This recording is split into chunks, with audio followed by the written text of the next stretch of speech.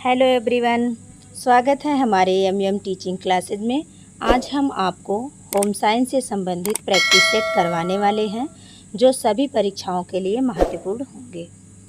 पहला क्वेश्चन है हमारा, कार्बोहाइड्रेट के अत्यधिक सेवन का परिणाम क्या होता है? रिकेट्स, मोटापा, एनीमिया, कुष्ठ रोग।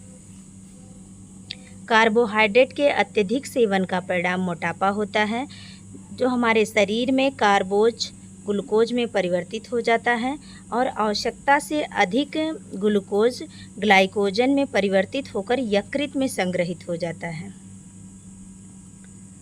इसलिए हमारा ऑप्शन नंबर 2 सही है, मोटापा। अगला क्वेश्चन है, कार्बोज का कार्य है प्रोटीन को अन्य कार्यों के लिए मुक्त करना, ऑक्सीजन का परिवहन, हड्डियों को स्वस्थ बनाए रखना, उपरोक्त में से कोई नहीं।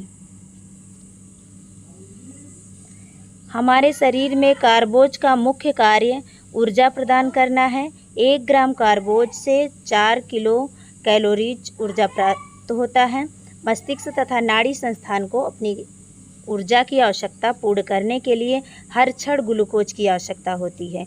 इसकी कमी होने पर प्रोटीन ऊर्जा उत्पन्न का कार्य करने लगता है। अतः कार्बोज अपने प्राथमिक कार्य ऊर्जा उत्पादन करके प्रोटीन को शरीर के अन्य कार्यों के लिए मुक्त कर देता है। इसलिए इसमें हमारा ऑप्शन नंबर 1 सही है, प्रोटीन को अन्य कार्यों के लिए मुक्त करना। अगला क्वेश्चन है क्वेश्चन नंबर 3, प्रायः इसे फलों की शर्करा कहा जाता है। Fructose, glucose, galactose, sucrose. Fructose को फलों की शर्करा या लिबुलोज भी कहते हैं। यह सबसे अधिक मीठी शर्करा होती है। ग्लूकोज की अपेक्षा फ्रक्टोज की मिठास 2 गुनी होती है। शहद में इसकी मात्रा बहुत अधिक होती है। गन्ने के रस, मीठे फल, चुकंदर में ग्लूकोज के साथ साथ फ्रक्टोज भी विद्यमान होता है। इसलिए इसमें हमारा ऑप्शन नंबर 1 सही है, ग्लूकोज।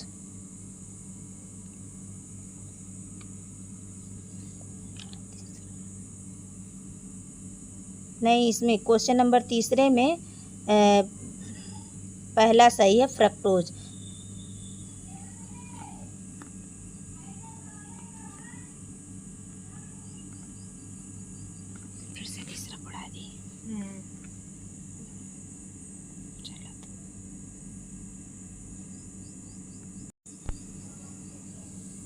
क्वेश्चन नंबर 3 है, प्रायः इसे फलों की शर्करा कहा जाता है। Fructose, glucose, galactose, sucrose. Fructose को फलों की शर्करा या लिबुलोज भी कहा जाता है। यह सबसे अधिक मीठी शर्करा होती है। ग्लूकोज की अपेक्षा फ्रक्टोज की मिठास 2 गुनी होती है। शहद में इसकी मात्रा अधिक होती है। गन्ने के रस, मीठे फल, चुकंदर में ग्लूकोज के साथ फ्रक्टोज भी विद्यमान होता है। इसमें हमारा ऑप्शन नंबर 1 सही है, फ्रक्टोज। अगला क्वेश्चन है क्वेश्चन नंबर 4, एक नवजात द्वारा आसानी से पाचित होने वाला मुख्य कार्बोहाइड्रेट है। Glucose, lactose, fructose, sucrose. एक नवजात द्वारा आसानी से पाचित होने वाला मुख्य कार्बोहाइड्रेट लैक्टोज है। यह भोज्य पदार्थ दूध में पाया जाता है। दूध में कुछ पदार्थ तो पूर्णतः घुलित अवस्था में रहते हैं तथा कुछ कोलायड एवं कुछ पायस अवस्था में विद्यमान होते हैं। दूध में जल, वसा, प्रोटीन, कार्बोहाइड्रेट, खनिज तत्व, विटामिन आदि सभी पोषक तत्व विद्यमान होते हैं। इसमें हमारा सही ऑप्शन है लैक्टोज, ऑप्शन नंबर 2। अगला क्वेश्चन है हमारा क्वेश्चन नंबर 5, पौधों का मुख्य भंडारण पॉलीसेकेराइड है। स्टार्च, शक्कर, कार्बोहाइड्रेट, वसा। पौधे का प्रमुख भंडारण पॉलीसेकेराइड स्टार्च है। स्टार्च मुख्यतः एमाइलोज या एमाइलोपेक्टिन से मिलकर बना होता है।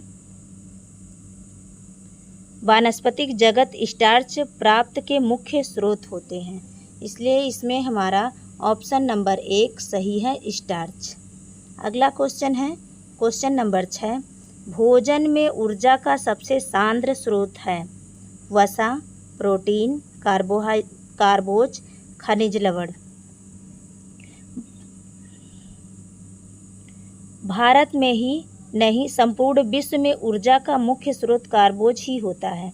कार्बोज हमारे भोजन का मुख्य भाग है। एक साधारण व्यक्ति के भोजन में 55 से 65% ऊर्जा कार्बोज से ही मिलता है। उच्च आर्थिक वर्ग के लोग अपनी आवश्यकता ऊर्जा का 40% कार्बोज से प्राप्त करते हैं, जबकि निम्न आय वर्गीय जिनका मुख्य कार्य कठिन शारीरिक श्रम, मेहनत व मजदूरी करना होता है, वह अपनी आवश्यकता को 85 से 90% कार्बोज युक्त भोज्य पदार्थों से ही प्राप्त करते हैं। इसलिए हमारा ऑप्शन नंबर 3 सही है, कार्बोज। अगला क्वेश्चन है क्वेश्चन नंबर 7। स्टार्च निम्न है मोनोसेकेराइन, डाइसेकेराइन, पॉलीसेकेराइन, मोम। स्टार्च एक पॉलीसेकेराइड है। यह मनुष्य तथा शाकाहारी जंतुओं के लिए मुख्य पोषक पदार्थ होता है। हम लोगों के लिए अनाज, फल, कंद, फलियां, मंड के प्रमुख स्रोत होते हैं, इसलिए इसमें हमारा ऑप्शन नंबर 3 सही है, पॉलीसेकेराइड। अगला क्वेश्चन है क्वेश्चन नंबर 8। शरीर में ऊर्जा का प्रमुख स्रोत क्या है? वसा, कार्बोहाइड्रेट, प्रोटीन, उपयुक्त सभी। शरीर में ऊर्जा का प्रमुख स्रोत कार्बोहाइड्रेट है, जो चावल, गेहूं, बाजरा तथा मीठे फलों आदि में पाया जाता है। कार्बोहाइड्रेट शरीर में शक्ति को बनाए रखता है और गर्मी प्रदान करता है।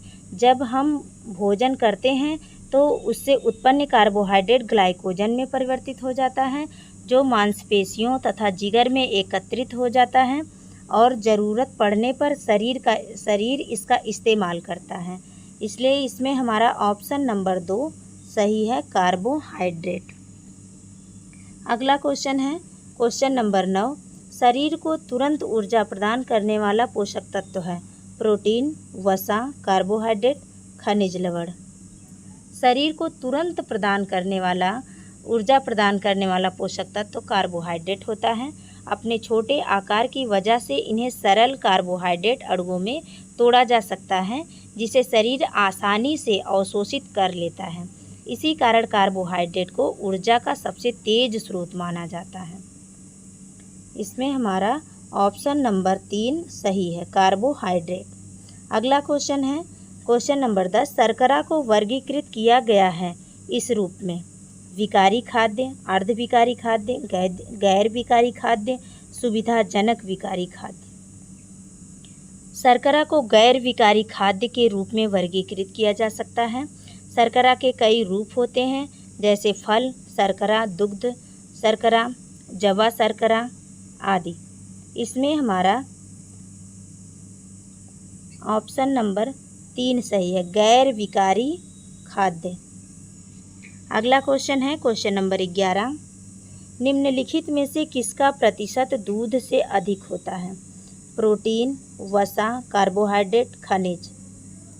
मानव स्वास्थ्य के लिए वही भोजन लाभदायक होता है जिसमें कार्बोहाइड्रेट, प्रोटीन, वसा, खनिज लवण एवं विटामिन उचित मात्रा में उपलब्ध हो, और इसी परिप्रेक्ष्य में दूध को पूर्ण आहार के रूप में माना जाता है। इसमें हमारा सही ऑप्शन है ऑप्शन नंबर 3, कार्बोहाइड्रेट। अगला क्वेश्चन है, ब्रान किसका एक अच्छा स्रोत होता है? कार्बोहाइड्रेट और प्रोटीन का, कसैलापन और खनिज का, बी ग्रुप विटामिन और कसैलेपन का, बी ग्रुप विटामिन और प्रोटीन का।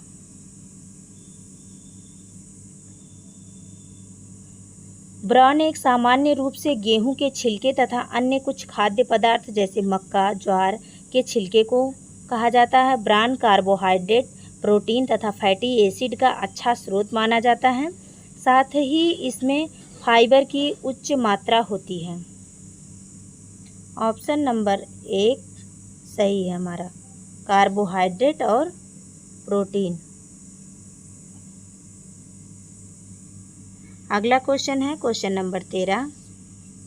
मनुष्य 10 कैलोरी ऊर्जा प्राप्त करता है 1 ग्राम कार्बोहाइड्रेट से, 2 ग्राम कार्बोहाइड्रेट से, 2.5 ग्राम कार्बोहाइड्रेट से, 5 ग्राम कार्बोहाइड्रेट से।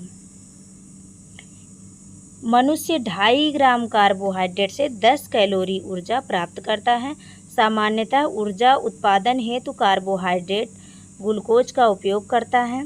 1 ग्राम ग्लूकोज के पूर्ण ऑक्सीकरण से 4.2 किलो कैलोरीज ऊर्जा प्राप्त होता है, जो कोशिकाओं में ग्लूकोज के ऑक्सीकरण से ऊर्जा मुक्त होती है। इसमें हमारा ऑप्शन नंबर 3 सही है। 2.5 ग्राम कार्बोहाइड्रेट से 10 किलो कैलोरीज ऊर्जा प्राप्त होता है। अगला क्वेश्चन है क्वेश्चन नंबर 14। सभी प्रकार के शर्करा का सरलतम रूप है फ्रक्टोज, ग्लैक्टोज, ग्लूकोज, लैक्टोज। सभी प्रकार की शर्करा का सरलतम रूप ग्लूकोज होता है। इसे डेक्सट्रोज भी कहते हैं। यह रक्त द्वारा अवशोषित होकर शरीर को शीघ्र ही ऊर्जा प्रदान करता है, इसलिए इसमें हमारा ऑप्शन नंबर 3 सही है, ग्लूकोज। अगला क्वेश्चन है हमारा क्वेश्चन नंबर 15। कार्बोहाइड्रेट का प्रत्येक ग्राम देता है 4 calories, 5 calories, 7 calories, 9 calories. Carbohydrate का प्रत्येक ग्राम 4 कैलोरीज ऊर्जा देता है। कार्बोहाइड्रेट शरीर को ऊर्जा प्रदान करने वाला मुख्य पोषक तत्व होता है। कार्बोहाइड्रेट मूल रूप से वानस्पतिक पोषक तत्व होते हैं, जैसे खजूर, अंगूर, किशमिश, मुनक्का, खुमानी, अंजीर, अनाज तथा आदि फल कार्बोज से भरपूर होते हैं। इसमें हमारा ऑप्शन नंबर 1 सही है, 4 कैलोरीज ऊर्जा। अगला क्वेश्चन है हमारा क्वेश्चन नंबर 16। खमीरीकरण बढ़ती है पाचनशीलता से, विटामिन ए से, कैल्शियम से, कुल प्रोटीन से। खमीरीकरण से पाचनशीलता में वृद्धि होती है। खमीरीकरण में अणु जीवों अथवा एंजाइम की उपस्थिति में वायु रहित परिस्थिति में जटिल कार्बनिक पदार्थों का धीरे धीरे अपघटन होकर सरल कार्बनिक पदार्थ में बदला जाता है, इसलिए इसमें हमारा ऑप्शन नंबर 1 सही है, पाचनशीलता। अगला क्वेश्चन है क्वेश्चन नंबर 17। इनमें से कौन सा अधिक ग्लिसेमिक सूचकांक आहार है? कॉर्न फ्लेक्स, राजमा, सेब, ओट्स। इसमें कॉर्न फ्लेक्स सबसे अधिक ग्लिसेमिक सूचकांक आहार माना जाता है, इसलिए ऑप्शन नंबर 1 सही है। अगला क्वेश्चन है हमारा क्वेश्चन नंबर 18। निम्न में से आहारीय रेशे का सर्वोत्तम साधन है? हरी मटर, अनाज, ताज़ा खजूर, भिंडी। हरी मटर आहारीय रेशे का सर्वोत्तम साधन माना जाता है, ऑप्शन नंबर 1 सही है। अगला क्वेश्चन है क्वेश्चन नंबर 19। पॉलीसेकेराइड्स में निम्न शर्करा होती है? स्टार्च, पेक्टिन, ग्लाइकोजन, उपयुक्त सभी। पॉलीसेकेराइड एक प्रकार के जटिल कार्बोहाइड्रेट हैं, जिनका निर्माण कई छोटे एकल शर्करा के अणुओं से मिलकर होता है। यह विशाल आकार के अणु हैं। कार्बोहाइड्रेट की तरह ये जल में घुलनशील या मीठे नहीं होते हैं। इसके 3 प्रमुख प्रकार होते हैं, स्टार्च, ग्लाइकोजन और सेलुलोज। ये सभी ग्लूकोज के अणुओं से मिलकर बने होते हैं। पेक्टिन भी एक प्रकार का पॉलीसेकेराइड है, जो खट्टे फलों, अमरूद, सेब आदि में प्रचुर मात्रा में पाया जाता है। इसमें हमारा ऑप्शन नंबर 4 सही है, उपर्युक्त सभी। अगला क्वेश्चन है हमारा क्वेश्चन नंबर 20। माँ के दूध में प्रोटीन का कौन सा रूप पाया जाता है? लैक्टो एल्बुमिक, लैक्टोग्लोब्युलिन, केसीन, इनमें से कोई नहीं। माँ के दूध में निम्न में से कोई भी प्रोटीन नहीं पाया जाता है। माँ के दूध को कोलेस्ट्रम कहते हैं। यह माँ के शरीर से निकलने वाला शुरुआत के कुछ दिनों का दूध होता है। यह पीला चिपचिपा गाढ़ा पदार्थ होता है। माँ के दूध में कुछ एंटीबॉडीज़ पाए जाते हैं जो कि शिशु के प्राकृतिक रोग प्रतिरोधक क्षमता को विकसित करते हैं। माँ के दूध में विटामिन ए के साथ ही गामा ग्लोबुलिन पदार्थ पाया जाता है जो शिशु के विकास में महत्वपूर्ण भूमिका निभाता है। इसमें हमारा ऑप्शन नंबर 4 सही है, इसमें से कोई नहीं। अगला क्वेश्चन है क्वेश्चन नंबर 21। साइटोप्लाज्मा में उपस्थित प्रोटीन के अणुओं को कहते हैं आरएनए, डीएनए, अमीनो अम्ल, इनमें से कोई नहीं। साइटोप्लाज्मा में उपस्थित प्रोटीन के अणुओं को अमीनो अम्ल कहते हैं। कोशिका झिल्ली के अंदर केंद्रक को छोड़कर संपूर्ण पदार्थों को कोशिका द्रव्य कहते हैं। यह सभी कोशिकाओं में पाया जाता है तथा कोशिका झिल्ली के अंदर केंद्रक झिल्ली के बाहर रहता है। यह रवेदार जालीनुमा अर्ध तरल पदार्थ होता है। यह पारदर्शी एवं चिपचिपा भी होता है। इसमें हमारा ऑप्शन नंबर 3 सही है, अमीनो अम्ल। अगला क्वेश्चन है क्वेश्चन नंबर 22। हीमोग्लोबिन किस प्रकार का प्रोटीन है? वानस्पतिक प्रोटीन, साधारण प्रोटीन, संयुक्त प्रोटीन, व्युत्पन्न प्रोटीन। हीमोग्लोबिन एक संयुक्त प्रोटीन है जिसमें ग्लोबिन और लौह आयन नामक प्रोटीन पाया जाता है। इसमें हमारा ऑप्शन नंबर 4 सही है, व्युत्पन्न प्रोटीन।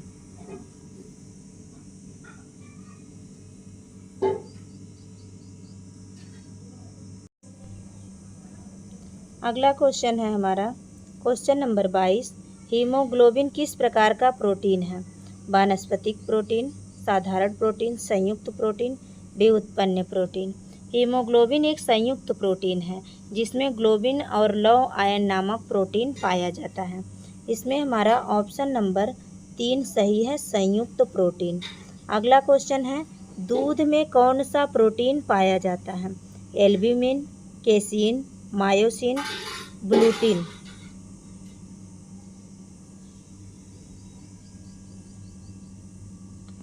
दूध में केसीन प्रोटीन पाया जाता है। इसमें 8.2% कैल्शियम तथा 5.7% कार्बोहाइड्रेट पाया जाता है।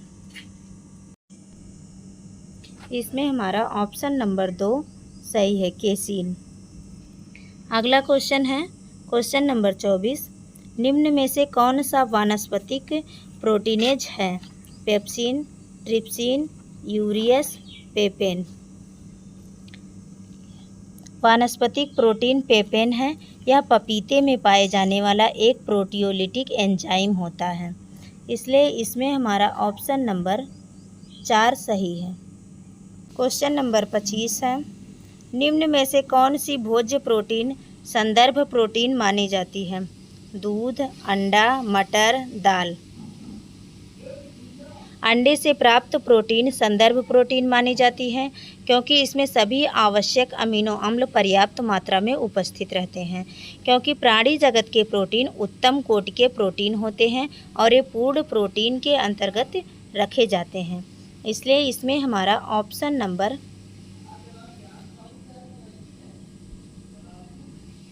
नंबर 2 सही है, अंडा।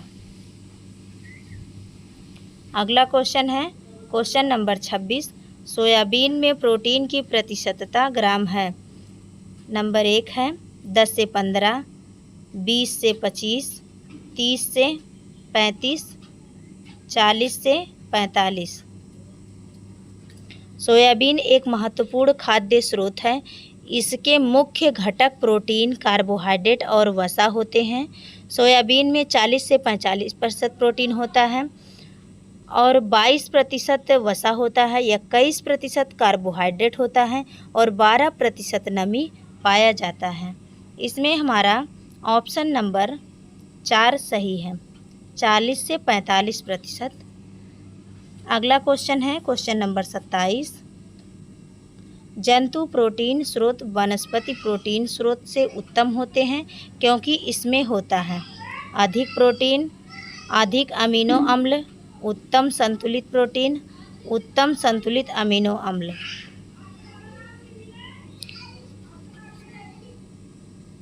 उत्तम संतुलित अमीनो अम्ल प्रोटीन मानव शरीर के लिए आवश्यक पोषक तत्व हैं।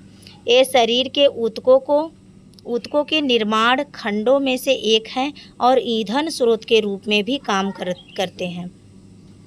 इसमें हमारा ऑप्शन नंबर 4 सही है, उत्तम संतुलित अमीनो अम्ल। अगला क्वेश्चन है, अर्ध आवश्यक अमीनो अम्ल है अर्जिनिन, ल्यूसीन, एलामिन, वेलिन।